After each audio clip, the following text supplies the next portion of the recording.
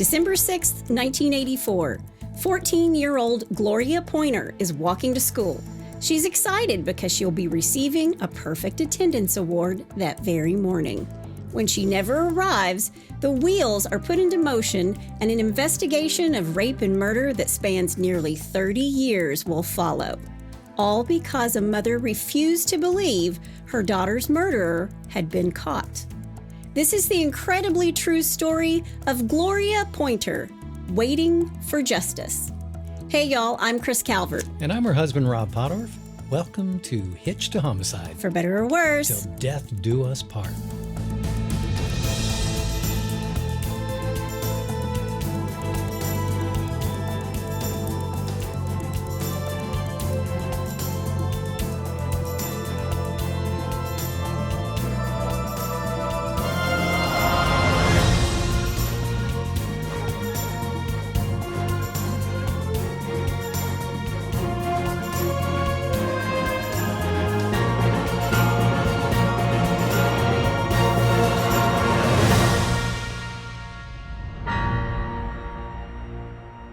Welcome back, everybody. Yes, welcome.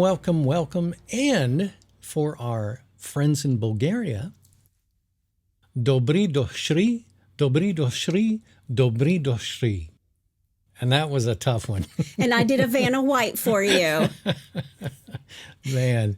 That was really good. I've got a whole new respect for foreign languages. Jeez.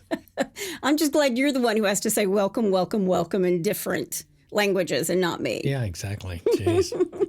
Well, wherever you're listening, be sure to like, rate, and review. That helps other people to find us. Yep. And if you're listening on our YouTube channel, click that right there. Please do. And subscribe. Yeah. We're getting lots of great feedback. And we have a lot of great subscribers. Yes, we do. And I have another shout out to Erica, our friend in New Zealand, who keeps doing the indexing for us. Thank you, Erica. She's amazing, really isn't she? It's so not necessary, but man, we certainly appreciate it. Much appreciated. Yep. Thank you, Erica. Thank you, dear.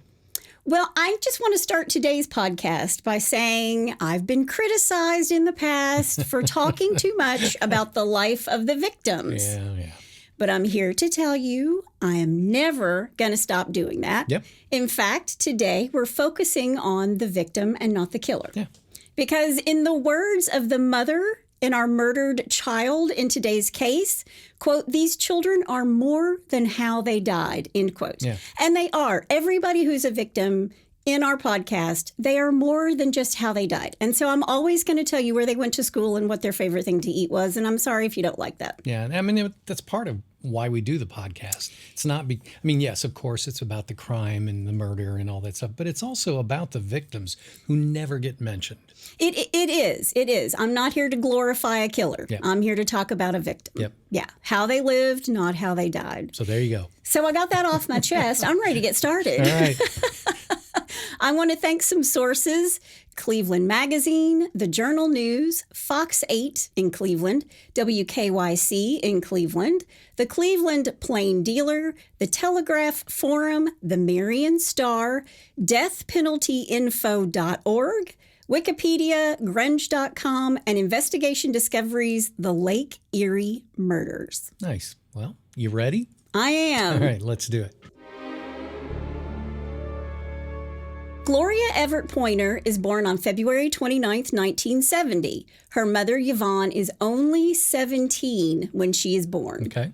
3 years later, Gloria gets a baby brother, Raymond. And Gloria's mom is a single mother. And I'm just giving my shout out right now to all the single moms. I did it for a long time. You're heroes. Yep. But Yvonne, Gloria's mother, has said that they lived in the inner city, and they lived the inner city single mother lifestyle where you struggle and cry a lot. And I read that and I thought, I don't think you have to live in the inner city when you're a single mom to struggle and cry a lot. Yeah, it doesn't matter where you are. I think if you're just a mom, you struggle and cry a lot. Yeah. So shout out to all the moms too. Yep. And she was determined that Gloria wasn't going to be caught up in what she called the street life of East Cleveland. Oh, good for her. Yeah. Now, when Gloria is 10 years old, her mother married and had another daughter, Danielle, but Gloria's mom would divorce this guy in 1984. Now, Gloria loved to cook. especially fried chicken. There you go. Me too, sister. Me too. Now you're talking my language. She was known to be silly. She was always smiling. She was always excited about the possibilities that her life could bring her. Gloria was happy-go-lucky, and according to her mother, she was the kind of girl everybody would want to have as their daughter. Huh. She was a great student at Harry E. Davis Junior High School, where she was a cheerleader and a kid with perfect attendance. There you go. She loved school. She was never late. She was never absent. She had an amazing smile, and according to her friends, she did this little thing where she would like cock her hip and put her hand on her hip and smile. I mean, the pictures of this girl are just so adorable. She's beautiful. No duck lips. No, no doing the duck lips. I'm not even going to do it. But Gloria had a little boyfriend, and his name was Deshaun Haley, and she loved to talk about him. He was a basketball player. She was a cheerleader. And I saw a cute little story from Deshaun himself where he said that he actually told her that when he met her, he said, one day, you're going to be my girlfriend. Oh, wow. And he said, I'm just going to walk up to you and kiss you one day. Nice. And apparently her reply was, boy, get out of here. Yeah. Everybody loves Gloria right off the bat, right? That's great. But he actually did do this. He actually just kind of out of the blue kissed her. And from that moment on, they were boyfriend and girlfriend. Oh, wow. Now, her mom will later describe Deshaun as a little bit of a wild child. He was cocky around the girls. No, not cocky. Confident. But I mean, I get it. Yeah. These two liked to hang out at this little store that was near the high school where you could buy candy and play video games. It was just a little hangout for a lot of the kids from Davis, where she goes to school. Okay. That's called foreshadowing. Oh, no. We're early today. I know. Oh, geez. On the morning of December 6th, 1984, Gloria was ready to get to school because she's accepting a perfect attendance award that morning. Neat. Did you ever have perfect attendance, Rob? You're talking to me? No. I didn't either. No. I did not ever, not 1 year of my years of public school, because we both went to public school, not 1 year of that did I ever have perfect attendance. Well, in all defense here, I am a redhead, so I have every... You got all those recessive genes. Every recessive gene known to man. So he has allergies. He gets sick. Colds and bronchitis and this and that and whatever. You're making yourself sound so appealing, honey. I'm a catch. And I'm hot. I'm a catch. You are. I'd take you every day and twice on Sunday. Oh my gosh! Thank God. But she was leaving early that morning because she's accepting a perfect attendance award that day. Yeah. And she would normally meet up with her girlfriends at the corner of East 114th Street and Orville Avenue. Mm-hmm. And together they would walk the 10 to 15 minutes to school. But on this morning, she left her house around 7 a.m., which was 10 minutes earlier than she usually left for school. And she was going to walk to a girlfriend's house first. She'd called her and asked to borrow a comb for a new hairstyle. Love that. Yeah. Gloria's mother, Yvonne, leaves their home to deliver papers in her car. She has a paper route. Oh, nice. And she sees Gloria walking to school. In fact, they only lived a couple blocks from the school. And the mother rolls down her window and she fusses at her daughter, telling her to stay on the main road and not to take a shortcut through an alley. Don't cut through. And Gloria's mom had always wanted her daughter to stay on the main roads when she's out walking because it's dangerous. Sure. Gloria waves goodbye to her mom. It's the last time her mother will ever see her alive. The time comes and goes for Gloria to make it to her girlfriend's house and pick up this comb. So her friend goes ahead and goes to school. And there'll be a couple of witnesses who will say later that they saw Gloria talking to a man. One will say he had her by the arm. Another will say that Gloria was speaking with him and her arms were like crossed over her chest like this. Another would say it seemed like she knew the young man. Okay. Hard to tell. Yeah. The school attendance ceremony came and went, and Gloria's principal calls her mother at home. She's just made it back after delivering papers, and he asks her, "Where's Gloria? She missed the perfect attendance award. She wasn't there to accept it. She never made it to her friend's house either." And the principal tells Gloria, "Call the police." Yeah. But They've already been called. A maintenance worker responded to a noise complaint at an apartment complex on East 105th Street where he worked, and he called the police after finding Gloria's body. Oh, no. She was found unresponsive, dead from blunt force trauma. She's at the bottom of a stairwell in the fire escape. She's heavily bruised. There's an iron bar across her back and half of a red brick next to her body. These are the items that she's been beaten to death with. Wow. Gloria is nude from the waist down. Her jacket is off and her pants and panties are only on one leg. And they know this is probably a rape and a homicide when they see the scene. Sure.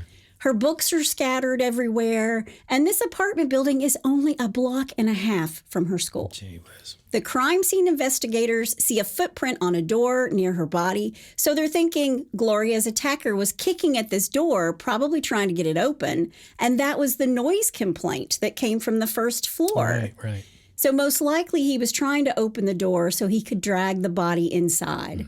Instead, he fled the scene. So they think that maybe Gloria tried to make a run for it before she's pushed down the stairs and beaten to death. Okay. What he did leave behind was trace evidence, blood, hair, and semen. But all they really have is the killer's blood type because DNA is way in its infancy at this point. Yeah.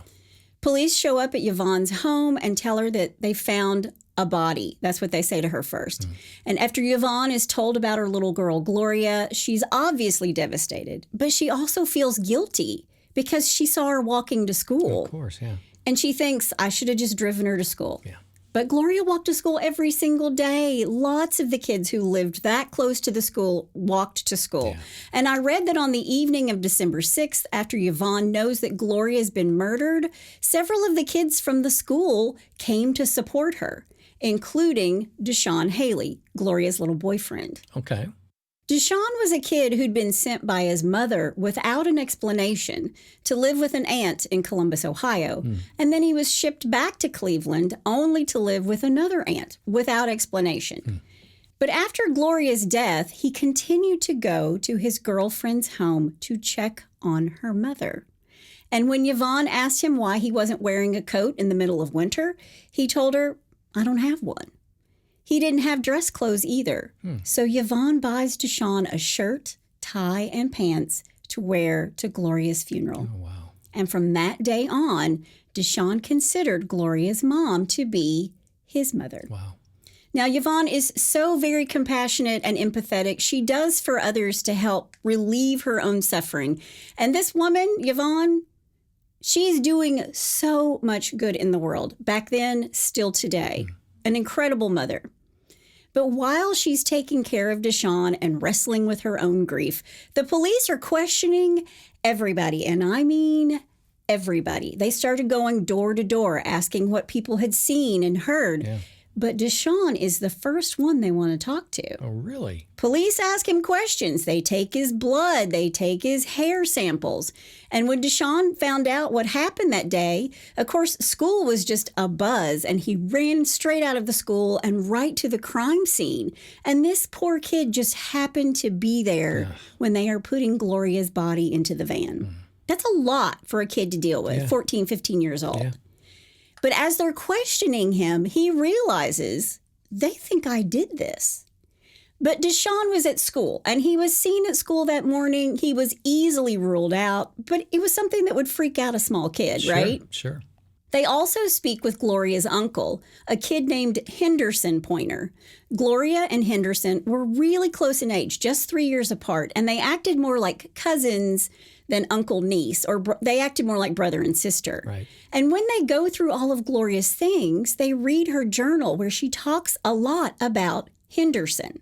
Henderson was a promising basketball player, and police take Henderson's blood, hair, and saliva samples from him, and he also feels they think it's me. And the police have admitted that they really went after Henderson. While all this questioning is going on and Henderson is telling police that he's innocent, the results come back on the blood type of the killer based on the semen sample they took. So they want to see if Henderson is a match. He's not.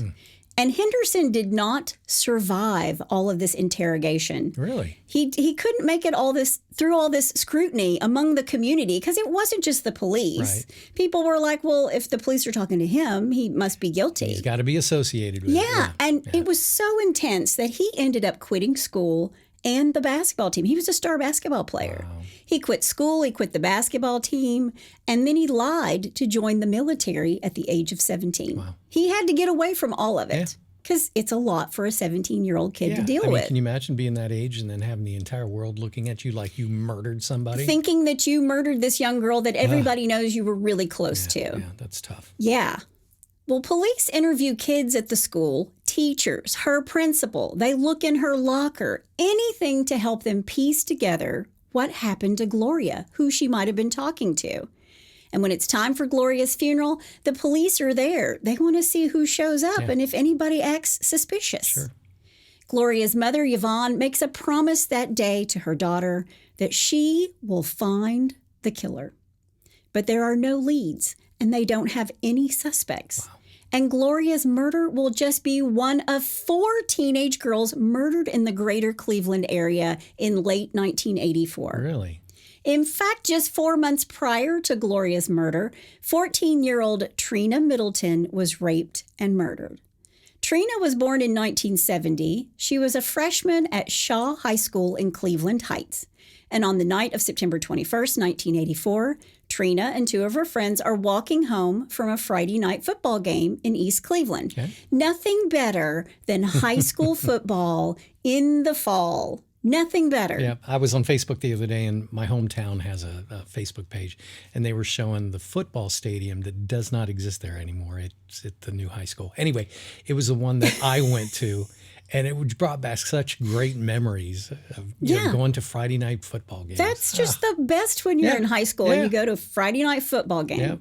And these 3 are actually walking home from the football game in East Cleveland. And the 3 girls see a tan or a gold car without its lights on. They avoid it. But then the car started to creep up behind them, and a man jumped out and tried to grab all 3 of the girls. Oh, wow. He had a knife, and he threatened every single one of them. Wow. But only Trina was abducted, and Trina was tiny at only 87 pounds. And the 2 other girls rushed into a nearby house. They called police. Trina's body will be found the next morning in Forest Hill Park by a couple who drove into the parking lot near the park's swimming pool. Wow. She had been stabbed 7 times in the chest. Oh, my gosh. She was partially dressed, and little Trina had been raped. Now, on the exact same day that Gloria is raped and murdered, December 6th, 1984, a man attempts to abduct and assault 11-year-old Melinda Grissom. Melinda's younger sister sees this whole thing unfold. She sees the attack. And after Melinda is thrown into this car, her mother is alerted, and her mother stops them by holding on to the side of the car. Really? And she's screaming for help. Wow. And the roads were really icy. And little Melinda's assailant, he couldn't get the car away fast enough on the ice. He was just spinning his wheels. And Melinda is able to escape. And because the car is seen by 2 young men who just happened upon the scene, the car, which actually ran over little Melinda's leg getting away, these 2 guys, they write down the license plate number. Good job, guys. Good job. Yeah. Wow. Later that day, while some officers are dealing with the murder of Gloria Pointer, other police officers are arresting 28-year-old Ramel Broom. Ramel had quite the rap sheet. He'd robbed at gunpoint and had raped a 12-year-old girl who was babysitting his niece back in January of 1975. In March of 1975, he committed another armed robbery. He later pled guilty to rape, aggravated robbery, and robbery. Wow. He went to prison, was paroled on May 11th, 1984, and by September of 1984, he was back to abducting, raping, and murdering. Back at his old tricks. Absolutely. Now, after the attempt at kidnapping little Melinda, he's charged with numerous crimes, including the aggravated murder of Trina Middleton, the little girl who was walking home from the football game. Right. He confesses and offers to plead guilty in exchange for a sentence of 30 years to life. But his offer is rejected, and he is found guilty and sentenced to death. Ooh, wow, good. So on the same day Gloria is abducted, raped, and murdered, Ramel Broom tries to pick up this little girl after raping and murdering Trina Middleton 4 months earlier. I wanted to piece all that together for you, okay? Okay. Hold that thought. I'm holding. After Gloria's murder, police questioned at least 100 kids that went to the school with Gloria. And they asked around, they followed leads, and all of these leads went nowhere. In short, the hunt for Gloria's killer goes stone cold. And Yvonne is calling the homicide department every week. What do you know? Right. What are the new leads? And they had to tell her, we don't have We any. got nothing. Yeah. But because Trina's murder and the attempt on Melinda all happens on the same day, police think that Ramel is Gloria's killer. And after he's arrested, the investigation just kind of shuts down. But Yvonne, Gloria's mom, she's not having it. Yeah. She wants proof. She wanted to know for sure who the killer of her daughter was. And Yvonne began using her pain for justice. She looked at every man as the possible killer of her daughter. She pushed the police department harder to look deeper and to find more evidence. Right. They did have semen, but again, it's 1984 and DNA isn't really a routine thing yet. Right. It's in its infancy at that point. Yes. Yeah. So here's the scene. This is East Cleveland. It seems like felons and bad guys are everywhere. And Gloria's mom, Yvonne, has even said that every time she looked at a man or would talk to another man, in her mind, she's questioning, were you the guy who raped and murdered my daughter? Because these girls were being attacked so frequently. And you can't blame her for what she was feeling. No. Yeah. One attacker was 30-year-old Hernandez Warren. 9 months after Gloria's body is found, Hernandez breaks into a home in Gloria's neighborhood where he knifed a 53-year-old woman, attacked a 71-year-old woman, and raped a 20-year-old girl. Wow. He's arrested 2 months later, and he will serve 17 years in prison, 4 of them in Grafton from April of 1991 to April of 1995. Okay. He pled guilty to drug abuse in 1983 and was sentenced to 3 to 10 years, but his sentence was suspended, and he was placed on 5 years probation. Why'd they do that? That's what he was out for when he raped the 20-year-old and then assaulted the 71-year-old. Yeah, he Jeez. was on probation for 5 years. Okay, whatever. Yeah. And even before that, he pled guilty to drug trafficking in 1982 and a misdemeanor charge of carrying a concealed weapon in 1981. Other than that, he was a model citizen. Yeah. So, but when this happens, when he rapes this girl and he accosts these 2 other women, Hernandez Warren goes to jail, 1985, and he'll be released 16 years later in 2001. Okay. Now, while Yvonne deals with her grief, she organizes support groups, Parents Against Child Killing. It's for other families like hers. Sure. In July of 1985, not even a year after Gloria's murder, she spoke on a radio show about missing children with a then senator named Lee Fisher. Okay. And in 1991, Fisher, who was at that point the Ohio Attorney General, he hired Yvonne as a regional liaison to work with another woman whose 10-year-old daughter had been abducted in 1989 and found murdered in 1990. Wow. She also creates the Gloria Pointer Memorial Scholarship Fund that provided financial aid to needy college-bound kids from Cleveland's public schools. Nice. She's doing everything she can. Yeah, she's a good person. Gloria's mom is turning her pain into something good. And if I've ever seen somebody turn pain into something good, it is this woman. Yvonne then put together a midnight basketball league to keep kids and people off the street. It was to deter crime. Young men in the toughest parts of Cleveland were invited to play basketball 4 nights a week from 10 p.m. until 2 a.m. at a city rec center. Nice. But before they got to play basketball, they had to sit through a workshop about job training or continuing education or workshops on AIDS awareness or drug abuse. Okay. So they wanted them off the street. They wanted them to have fun and play basketball, but they also wanted them to learn something. Right. And she was keeping these guys off the street during the most violent hours. And she is actually going to be credited with lowering crime rates on nights that this league is operating. Good for her. Yeah, and I actually read that she got the idea for midnight basketball because there was a league in Chicago and in Washington, D.C., and when she heard about it, she got herself on a bus that day and went to Chicago so she could see how it happened, so she could set it up the exact same way. Nice. Yeah. That's cool. Now, every time a new police chief took office, she's right there asking for more to be done to solve Gloria's murder. She started speaking in prisons, hoping that if she spoke about Gloria's murder, somebody might know something or know someone who might know something. Smart. She thinks if inmates meet a grieving mother, it might compel one of them not to hurt anybody else. Right. But she's also thinking maybe Gloria's murderer is in this room and he might stand up and say, "It was me. I'm sorry." Yeah.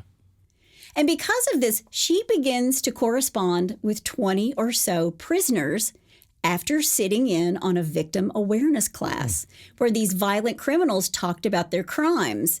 But more than just their crimes, they talked about their own lives where they were like molested as kids and sort of what drove them to be the way they are. Sure.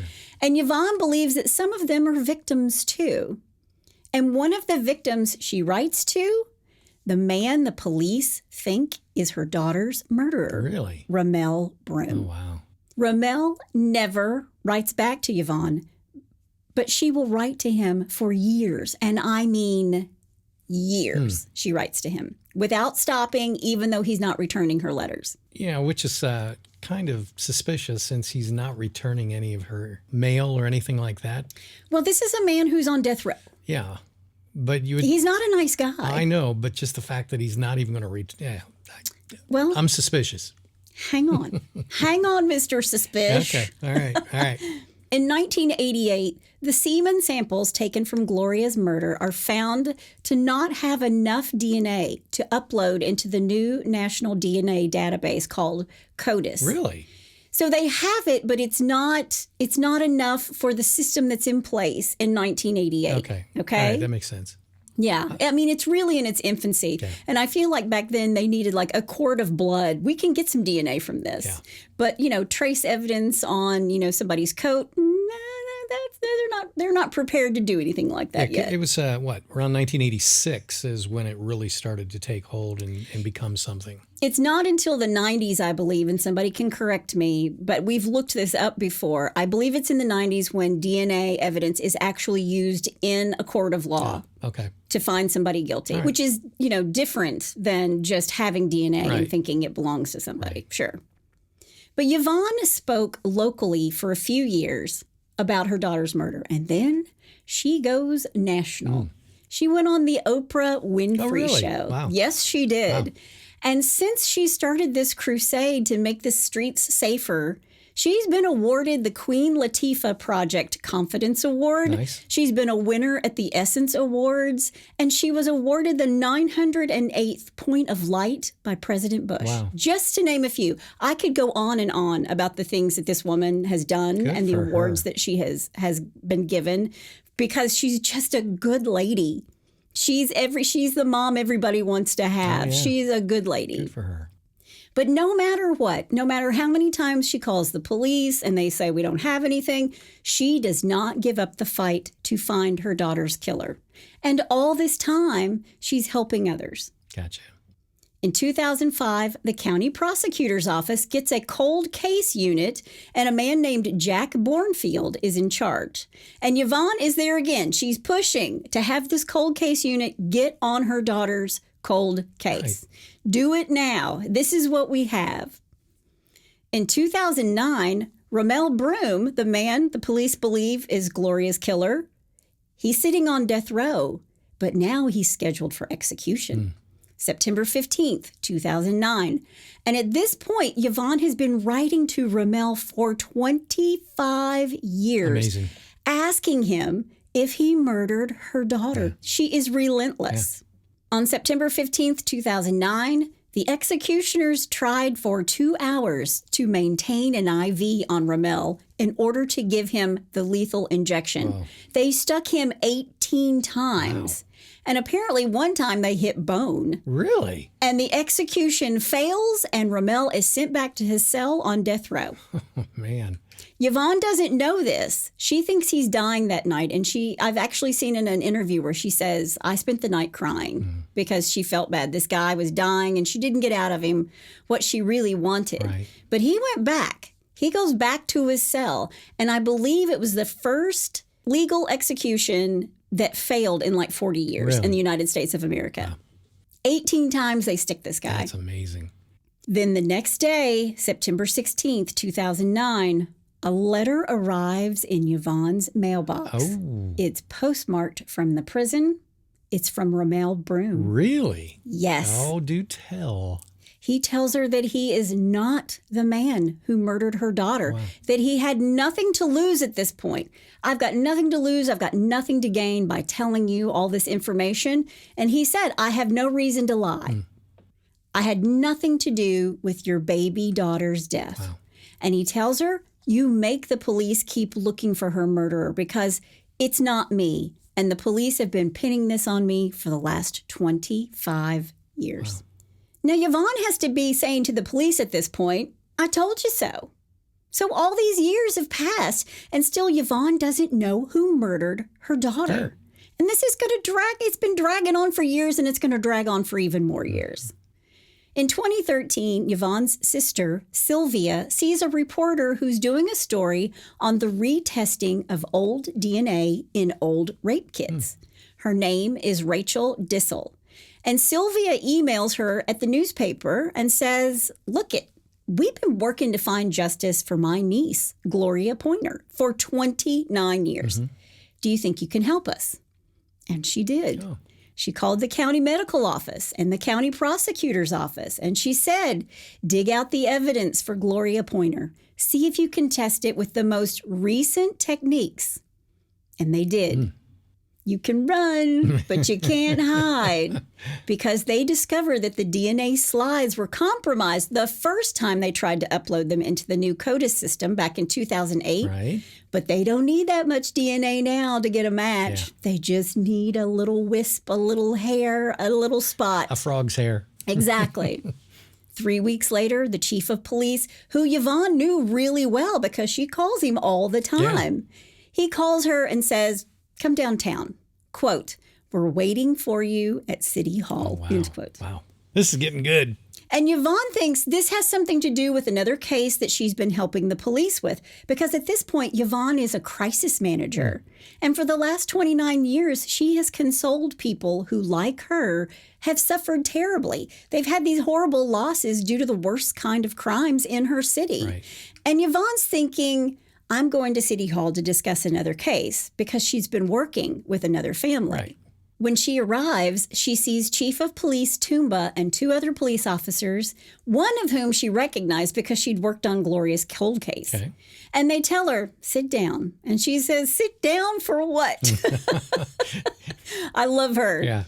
They show her a picture of a man in his 20s. He's clean shaven. He's handsome. And they ask her, do you know this guy? Do you recognize him? And she says, no, never seen him before. Okay. Who is he? Now, when inmates are put into prison, their DNA is taken for the CODIS. And if you're already in prison by the time they started doing this, they're taking your DNA too. And now the high tech of DNA can pick up just about anything, just like we were saying. Yeah. When they retested the DNA on Gloria's clothes, they got a match. Oh, yeah. It was a match to a known criminal and rapist, a guy who lived near Gloria and Yvonne's home. Really? Yeah. Wow. He was an adopted kid whose parents owned a couple of stores in the area, stores where the kids used to go hang out and get candy. Wow.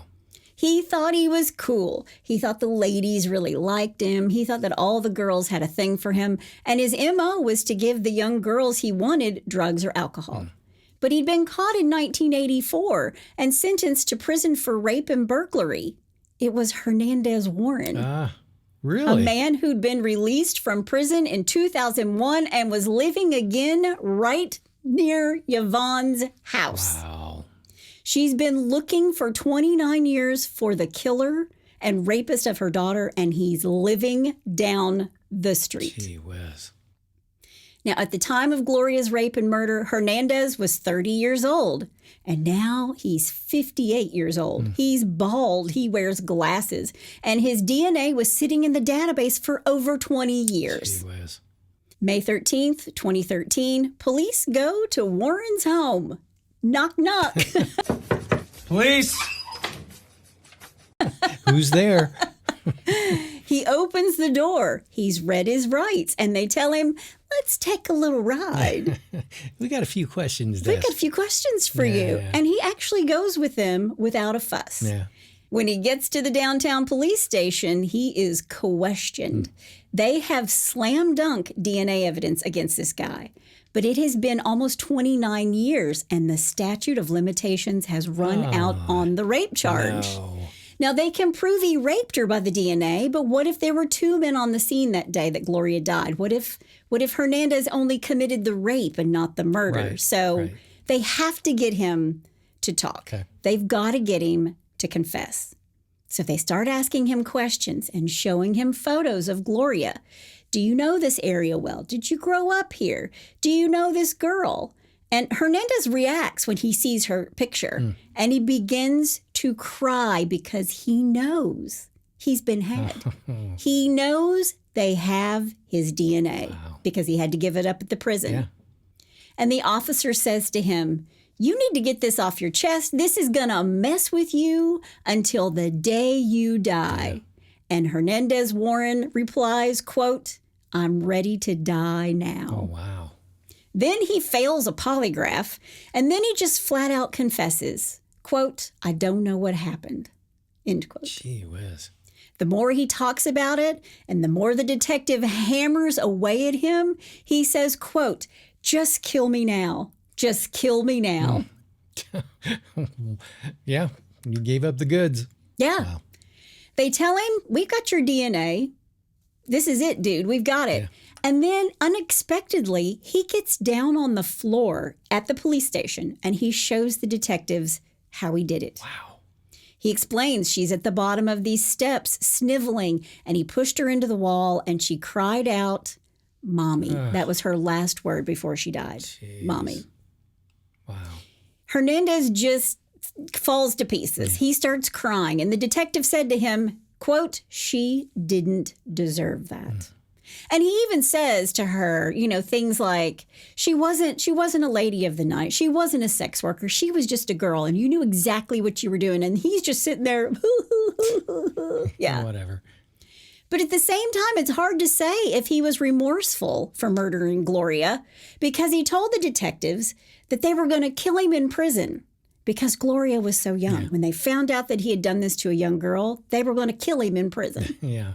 Well, listen, 99.9% of these criminals are selfish and narcissistic. So I'm sure that those tears were more for he was afraid of being killed in prison. Some crocodile tears, exactly, man. Than Yeah. killing a young Yeah. girl. Yeah. Whatever, dude. So they ask him, they're in this interrogation room, and they ask him, did you do this?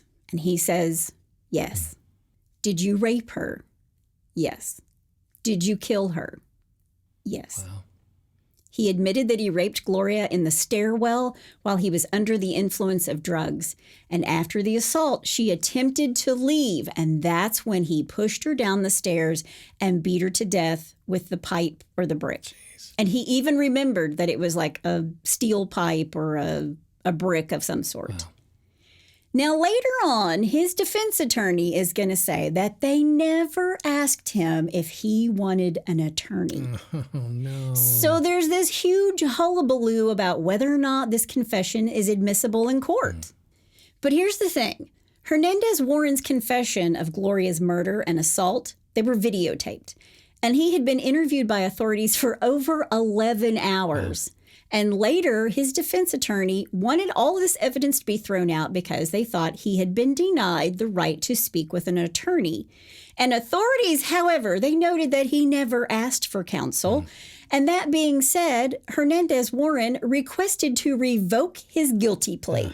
So that's why I'm saying crocodile tears, dude. Yeah. Yep. He expressed that he had been coerced into a confession by the police. Right, right.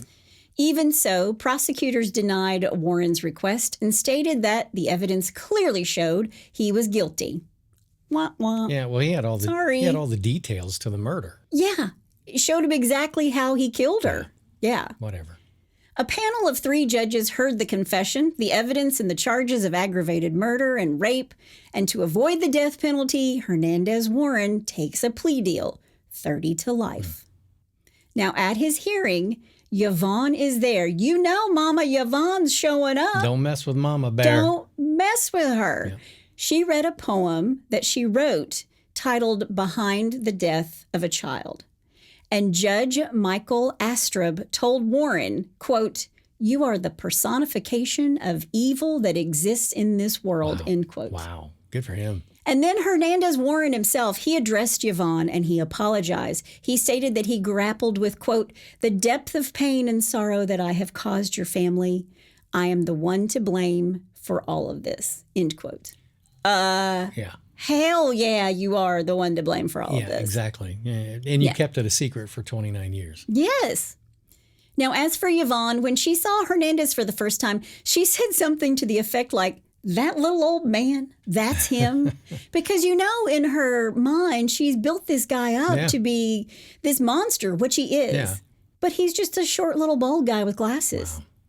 Police credit Yvonne with never giving up on finding her daughter's killer, and to Rachel Dissel of the Cleveland Plain Dealer, who forwarded Sylvia Pointer's email to the right authorities in order to get the DNA tested once more. Gotcha. Now, Yvonne still advocates for victims, and funny enough, when she was visiting prisons, telling her story and listening to the inmates' stories at Grafton Prison, Hernandez Warren was there from 1991 to 1995. Wow. Years when Yvonne was there looking into the eyes of these men, wondering if one of them raped and murdered her daughter. And he had. Wow.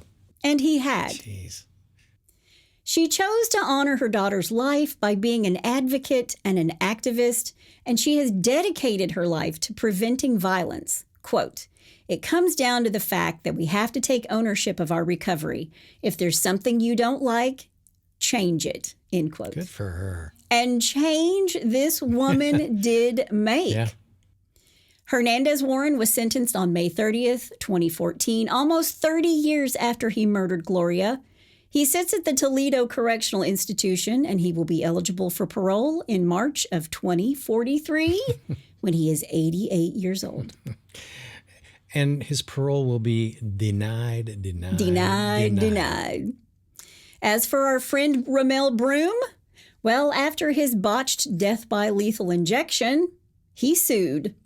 He sat on death row until 2020 when COVID-19 claimed his life. Oh, wow. Really? Yes. Oh, jeez.